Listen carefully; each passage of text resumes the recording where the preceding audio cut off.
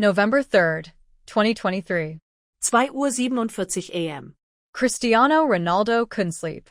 He went to his office to organize old files.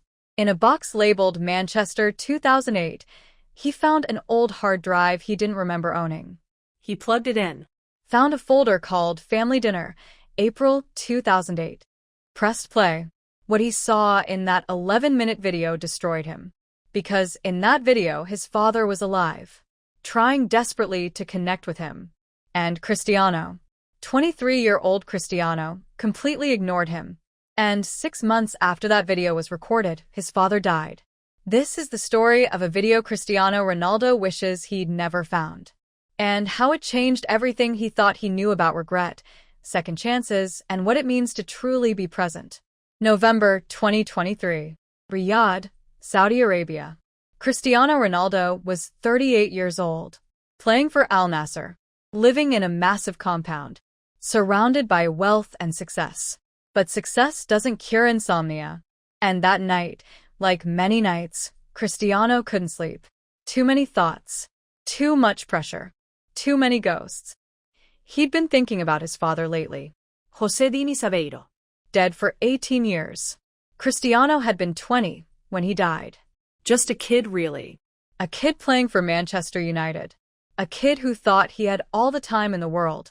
A kid who didn't know that time was the one thing you could never get back. The memories were fading now. His father's voice. His laugh. The way he walked. Cristiano could barely remember concrete details anymore. Just feelings. Mostly complicated feelings. His father had been an alcoholic. Absent even when present. Difficult. But he'd also been his father. And Cristiano had never made peace with losing him. At 2:30 a.m., after 2 hours of staring at the ceiling, Cristiano gave up on sleep. He went downstairs to his home office. Figured he'd do something productive. Sort through old files. Organize the chaos of 20-plus years of a professional career. He'd been meaning to do it for years. Tonight seemed as good as any. The office was filled with boxes. Trophies. Jerseys. Awards. Contracts. Photos. The physical evidence of one of the greatest careers in football history. But it was all just stuff. Collecting dust. Taking up space. Cristiano started going through boxes methodically. One from Real Madrid. Another from Juventus. Another from his first stint at Manchester United. That's when he found it. A medium-sized cardboard box labeled in his sister Kadia's handwriting. Manchester 2008. Personal items. He didn't remember this box. Didn't remember packing it. Probably his family had done it when he moved from Manchester to Madrid in 2009. Saved his personal items. Stuff that wasn't trophies or jerseys. Just life. He opened it. Inside were random things. Old phone bills. Birthday cards. Papa. His father, who died 6 months after this video was recorded. September 2005. Wait, that couldn't be right. Cristiano's father died in September 2005. Not after April 2008. He did the math again. No. His father died September 6, 2005. This video was from 2008, 3 years after his father's death. The title must be wrong. Must be a mistake. But something made him click on it anyway. The video player opened. 11 minutes and 34 seconds long. Recorded on what looked like a handheld camera. Low quality. Shaky. Amateur. The kind of video families record and forget about. The screen was black at first. Then it focused. A dining room. Not in Manchester. In Portugal. His childhood home in Madeira. And there, sitting at the table, was his father. Alive. Healthy. Smiling. Cristiano's world stopped. His father had died in 2005. This video was labeled 2008. That was impossible. Unless the label was wrong. Unless this video was actually from before 2005. From when his father was still alive. Cristiano checked the file metadata. Created April 10th, 2008. That made no sense. He was confused. Disoriented. But he pressed play anyway. And what he saw in the next 11 minutes would haunt him for the rest of his life. The video started with his sister Katia's voice behind the camera. Okay, we're rolling. Family dinner, April 2008. Everyone say hi. The camera panned around the table. His mother Dolores, smiling and waving. His brother Hugo, making a face. His sister Elma, laughing. And then his father. Except it wasn't his father. It couldn't be. His father had died in 2005. But there he was, sitting at the head of the table, looking older than Cristiano remembered. Grayer, thinner, but alive, smiling. And Cristiano suddenly understood. This wasn't from 2008. The metadata was wrong. This had to be from 2004 or early 2005. Before his father died. The computer had somehow mislabeled the date. That was the only explanation that made sense. But then Katia's voice said something that made Cristiano's blood run cold. Can you believe Cristiano is 23 now? 23. Where does the time go? 23. Cristiano had turned 23 in February 2008. This video was from 2008. But that meant this video was recorded 3 years before his father died in 2005? No. That still didn't make sense. Cristiano paused the video. His hands were shaking. He checked the metadata again. Created. April 10th, 2008. Modified. Never. This file had been created in 2008 and never touched again. He checked his phone. Googled Jose Dinis Avero death. September 6th, 2005. He read it 3 times. His father had died September 6, 2005. This video was from April 2008. Those 2 facts couldn't both be true. Unless Cristiano had been wrong about when his father died. Unless the date he'd carried in his head for 18 years was wrong. But no. He remembered the funeral. September 2005. He was 20 years old, playing for Manchester United. He'd flown back to Portugal. He remembered the date. September 6, 2005. He was certain. But the video showed his father in 2008. 3 years later. How was that possible? Cristiano's mind raced. Was this video mislabeled? Was his memory wrong? Was he losing his mind? He felt panicked. Confused. Nothing made sense. He played the video again, watching carefully, looking for clues. His mother was talking. Cristiano, your father wants to talk to you about something. Put down your phone and listen. The camera panned to Cristiano. And there he was, 23 years old, sitting at the family dinner table, looking at his phone. Not at his father. Not at his family. At his phone. Young Cristiano barely looked up. Yeah, what? His voice was dismissive, annoyed. His mother sighed. Cristiano, please. Your father has something important to say. Cristiano put his phone face down on the table, but didn't really engage. His body language screamed disinterest. His father started talking. Cristiano, I just wanted to say, I'm proud of you. What you're doing at Manchester United. The goals. The performances. You're becoming exactly what I always knew you would be. Special. Young Cristiano nodded absently. Thanks, Pi. That was it. No eye contact. No emotion. Just a quick acknowledgement before his attention drifted back to his phone. His father continued trying to connect. I was thinking maybe this summer, when you have a break, we could spend some time together. Just you and me. Maybe go fishing like we used to when you were little. Remember when we'd go to the... Cristiano interrupted without looking up. Yeah, maybe. I'll have to check my schedule. Training camps and stuff. His father's face fell. You could see it. The hurt. The disappointment. But he tried again. Of course. You're busy. I understand. I just thought it's been a long time since we really talked. Really spent time together. And I... He paused, seemingly gathering courage. I miss you, son. I miss my boy. And young Cristiano, 23-year-old Cristiano, the Cristiano sitting at that table in April 2008, didn't even look up from his phone. Just said, miss you too, Pi, in the most absent, automatic way possible. Not meaning it. Not feeling it. just saying words to make the conversation, and so he could go back to whatever was on his phone. Cristiano, watching the video in 2023, felt sick. He watched himself ignore his father, dismiss him, treat him like an inconvenience. And the worst part? He didn't remember this moment at all. Didn't remember this dinner. Didn't remember his father trying to connect. Didn't remember being so cruel. Because that's what it was. Cruelty through indifference. The video continued. His mother tried to help. Cristiano, your father has been talking about you all week. Telling everyone about your goals. How proud he is. The least you could do is have a conversation with him. Young Cristiano finally looked up, and his face showed irritation.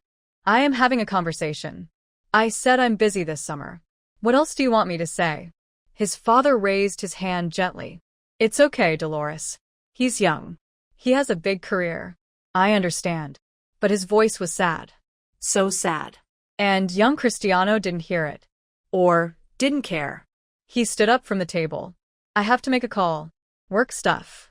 He walked away. And the last thing the camera captured before Katia turned it off was his father watching him leave. The look on his face. Longing. Sadness. Love mixed with hurt. The video ended. Cristiano sat in his office, staring at the black screen, tears streaming down his face. But he still didn't understand. This video was from 2008. His father died in 2005. How could both be true? He had to figure this out. He called his sister Katia. It was 3 a.m. in Saudi Arabia, which meant it was midnight in Portugal. She answered, groggy. Cristiano? Is everything okay? He couldn't speak at first. Katia, I found a video. From April 2008. Family dinner. Papa is in it. There was a long pause. What video? He described it. The dinner. The conversation. Their father trying to connect. Katia was silent for a long time. Then she said something that made everything clear and 1,000 times worse. Katia's voice was quiet. Cristiano. Papa didn't die in 2005. Cristiano felt the room spin. What? Yes, he did. September 6th, 2005. I was at the funeral. I remember. Katia was crying now. No, mano. That's when Grandpa Jose died. Papa's father. Our grandfather. He died September 6th, 2005. And you came back for the funeral. But Papa, our father, he died 3 years later. September 2008. Cristiano couldn't breathe. That's not possible. I remember. I remember Papa dying. I remember. But even as he said it, the memories were rearranging. Becoming clear. The funeral in 2005. He'd been 20. But it was his grandfather's funeral. Not his father's. His father had been there. At the funeral. Grieving his own father. And Cristiano had been there. But he'd left immediately after. Gone back to Manchester. Back to football. Barely talked to his dad. Katia continued, her voice breaking. Papa died 3 years later. September 7th, 2008. You were 23. And Cristiano, it didn't come to the funeral. The words hit like a physical blow. What do you mean I didn't come? Katia sobbed. You had a match. Champions League. You said you couldn't miss it. You said Papa would understand. That he'd want you to play. So you stayed in Manchester. Sent flowers. Called Mama. But you didn't come. Cristiano was hyperventilating. This couldn't be real. He would remember not going to his father's funeral. He would remember choosing a football match over saying goodbye. But as Katia spoke, memories flooded back. Memories he'd apparently suppressed. Buried. Erased. September 2008. The phone call. His mother crying. Your father is gone. Cristiano in his Manchester apartment. Shocked. Sad. But then looking at his calendar. Champions League match against Villarreal in 3 days. Important match. Early in the season. Couldn't miss it. His coach Alex Ferguson saying, of course go to the funeral. Football can wait. But Cristiano saying no. Papa would want me to play. He'd want me to be professional. I'll go after the season. But he never went.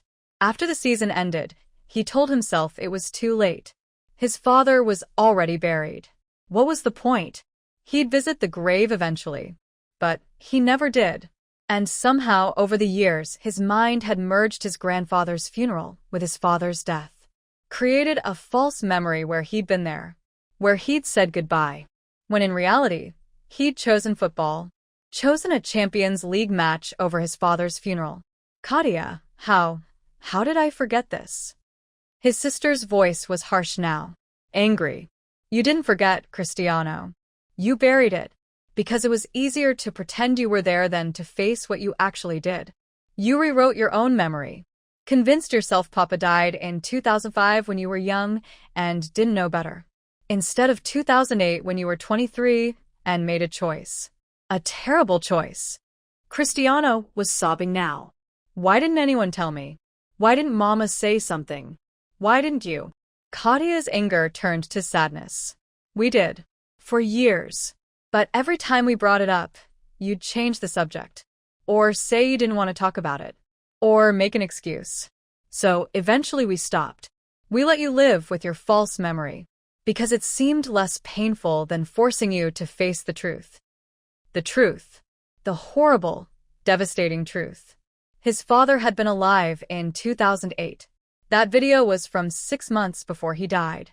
6 months before Cristiano chose a football match over his funeral. And in that video, his father was trying to connect, trying to spend time with his son, trying to tell him he loved him. And Cristiano had been too absorbed in his phone, in his career, in his own world to notice. Katia, that video, that dinner, was that the last time I saw Papa? His sister was quiet. Yes. You flew back to Portugal for Easter 2008.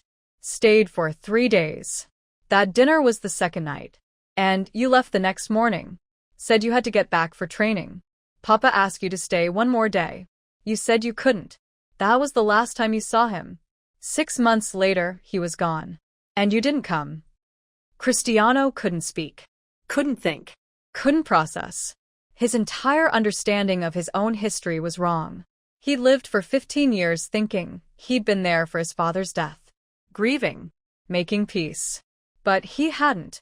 He'd abandoned him. And then buried the guilt so deep he'd forgotten the truth. Katia, I need to know something. When Papa died, was he angry? Did he hate me for not coming?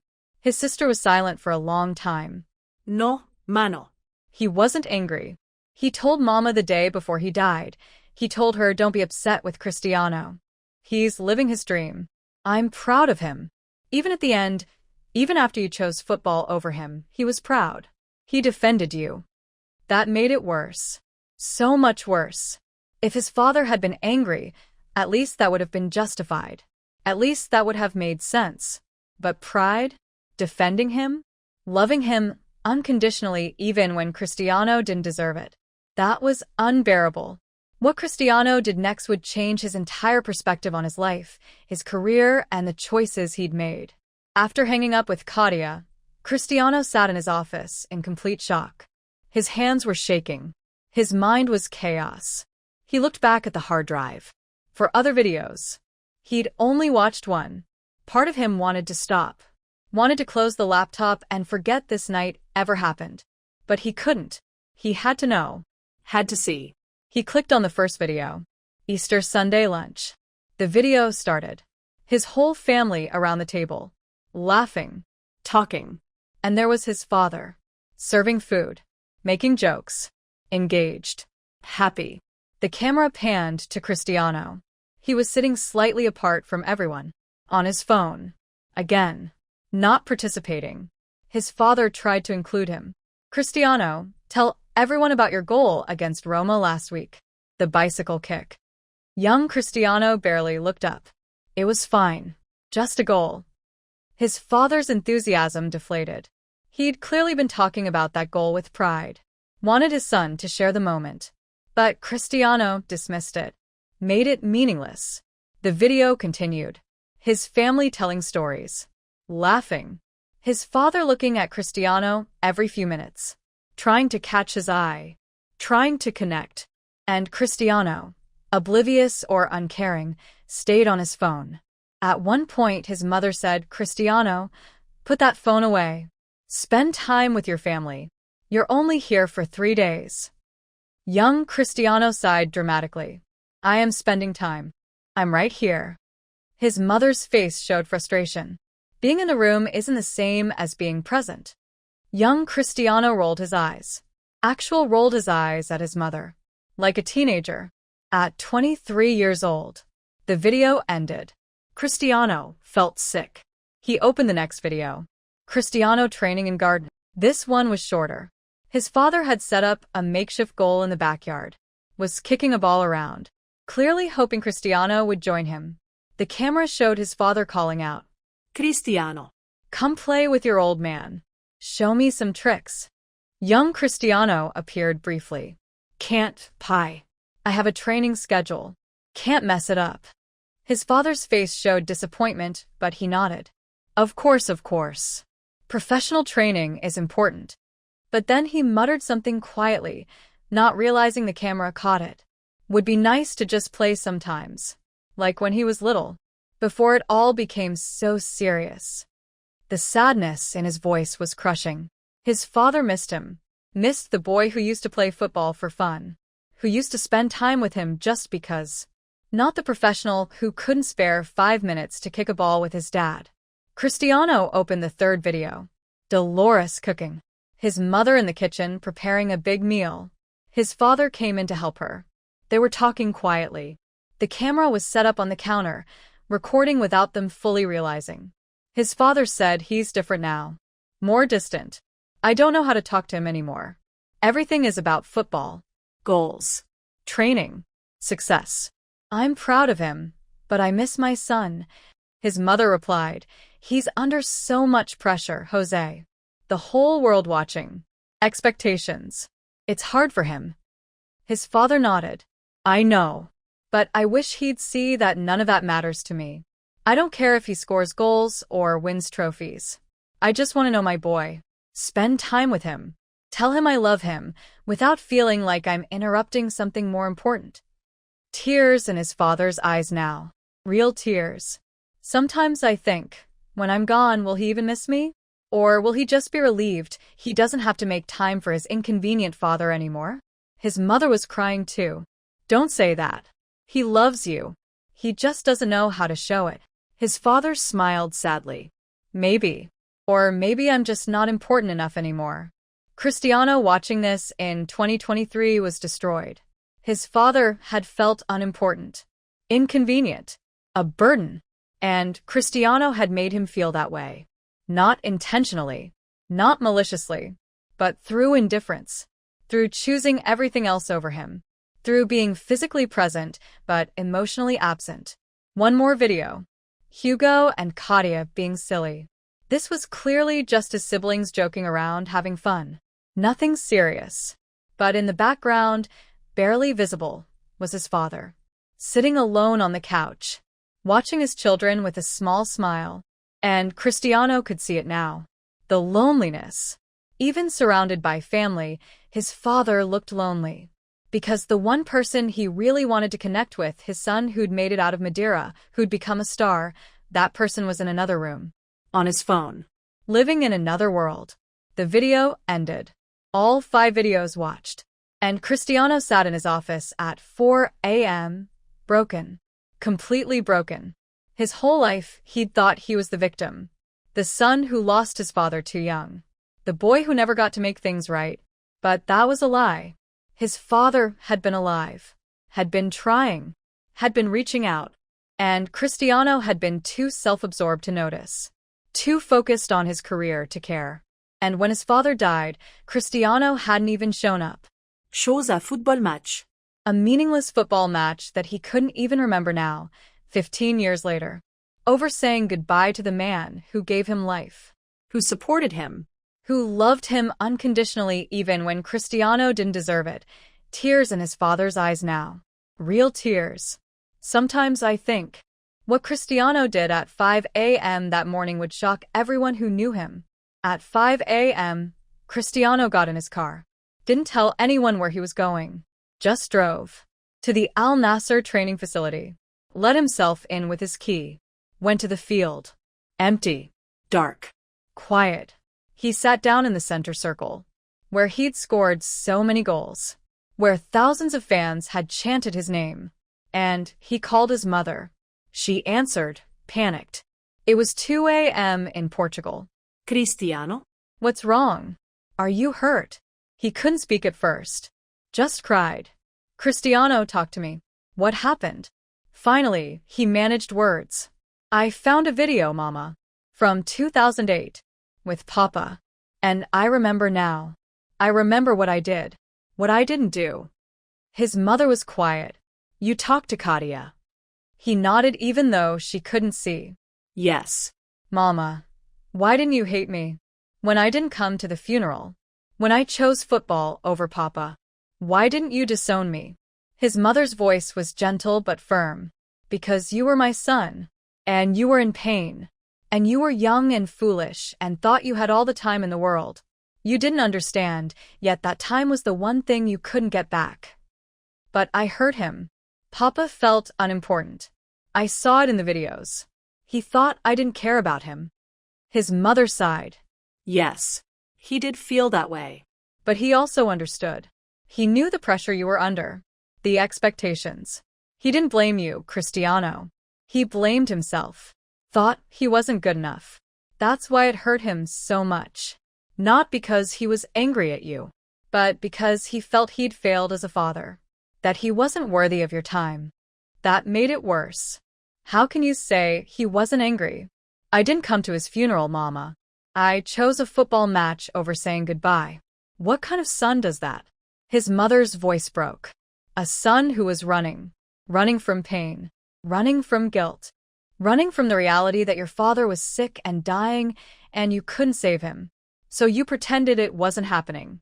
Threw yourself into football. Convinced yourself that if you didn't acknowledge it, it wouldn't be real. She continued. And when he died, you couldn't face it. Couldn't face that he was gone and you'd wasted your last chances with him. So you buried it.